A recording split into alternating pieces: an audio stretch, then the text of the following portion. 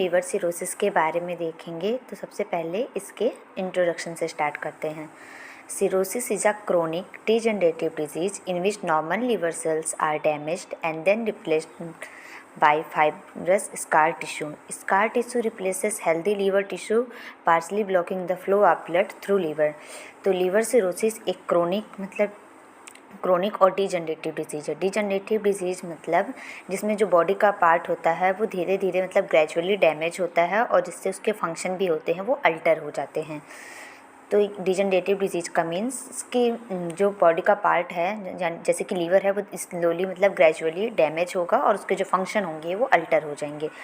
तो सिरोसिस में होता क्या है, जो नॉर्मल लीवर सेल है वो ग्रेजुअली डैमेज होने लगती हैं और उसके जगह फाइब्रस या स्कार का फॉर्मेशन हो जाता है उस हेल्दी लीवर टिश्यू की जगह।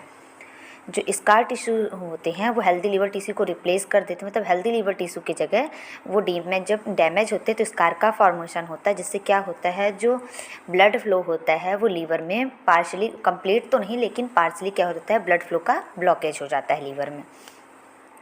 Definition: Liver cirrhosis may be defined as nodules formation in liver that leads to scarring and fibrosis in liver. Liver cirrhosis को डिफाइन मतलब लीवर सिरोसिस एक ऐसी कंडीशन जिसमें लीवर में स्मॉल नोड्यूल्स बन जाते हैं, नोड्यूल्स का फॉर्मेशन हो जाता है। उस नोड्यूल्स के बनने से जो लीवर की सेल्स होती है उसमें स्कारिंग और फाइब्रोसिस हो जाता है। ये जो नोड्यूल्स होते हैं ना, ये भी दो टाइप के होते हैं, एक माइक्रो नोड्यूल्स, दूसरा मैक्रो नोड्यूल्स। माइक्रो नोड्यूल्स मतलब अगर जो नोड्यूल्स है, जो गांठें हैं, अगर वो 3 mm से कम की है तो वो माइक्रो नोड्यूल्स कहलाएंगे और अगर वो 3 mm से ज़्यादा की हैं तो वो मैक्रो नोड्यूल्स कहलाएंगे। अब हम नेक्स्ट देखेंगे classification of liver cirrhosis. Liver cirrhosis के क्लासिफिकेशन क्या है, तो सबसे पहले आता है अल्कोहलिक सिरोसिस। अल्कोहलिक सिरोसिस को लेनेक सिरोसिस भी कहा जाता है क्योंकि जो लीवर सिरोसिस को सबसे पहले रेनेक लेनेस ने फाउंड किया था, इसी के कारण इसको लेनेक सिरोसिस भी कहा जाता है उनके नाम पे। और अल्कोहलिक सिरोसिस किन किन कॉजेस यानी किन किन कारणों से हो सकता है, तो हेपेटाइटिस सी के कारण अल्कोहलिक सिरोसिस हो सकता है। अगर किसी पेशेंट को हेपेटाइटिस सी था तो उसको चांसेस है अल्कोहलिक सिरोसिस होने के। नेक्स्ट, अगर क्रोनिक अल्कोहल यूज, अगर कोई पेशेंट लंबे समय से अल्कोहल वगैरह का कंजप्शन कर रहा है तो उसको भी अल्कोहलिक सिरोसिस हो सकते हैं। Fibrous tissue form in portal area and around central veins. जो लीवर का जो पोर्टल एरिया और सेंट्रल वेन्स के आसपास के जो टिश्यू, वहाँ पास फाइब्रस यानी स्कार का फॉर्मेशन हो जाता है अल्कोहलिक सिरोसिस में। नेक्स्ट है पोस्ट नेक्रोटिक सिरोसिस।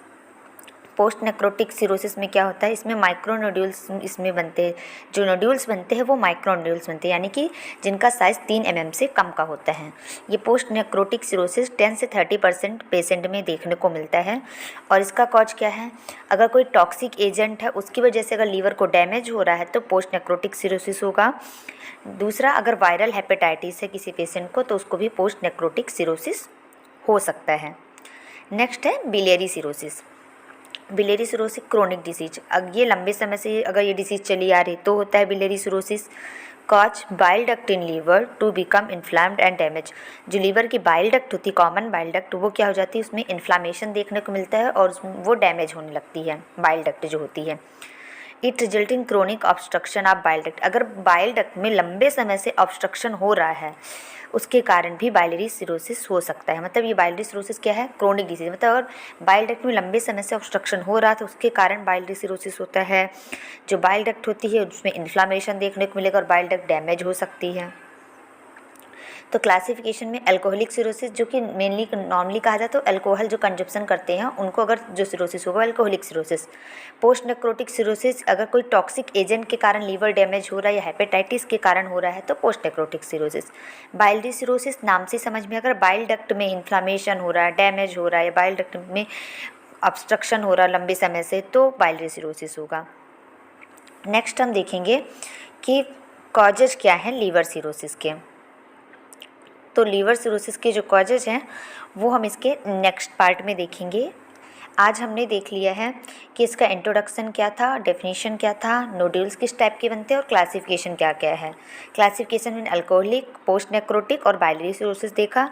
नेक्स्ट जब हम इसके पार्ट में देखेंगे कॉजेज ऑफ लीवर सिरोसिस तो उसमें देखेंगे लोनेक सिरोसिस भी हो सकता है, कार्डियक सिरोसिस के कारण भी हो सकता है, विल्सन डिजीज के कारण हो सकता है और हिमेटोक्रोमोसिस के कारण भी हो सकता है ये, और हिपैटोटॉक्सिक ड्रग्स के कारण भी हो सकता है। इनका डिटेल हम नेक्स्ट पार्ट में देखेंगे।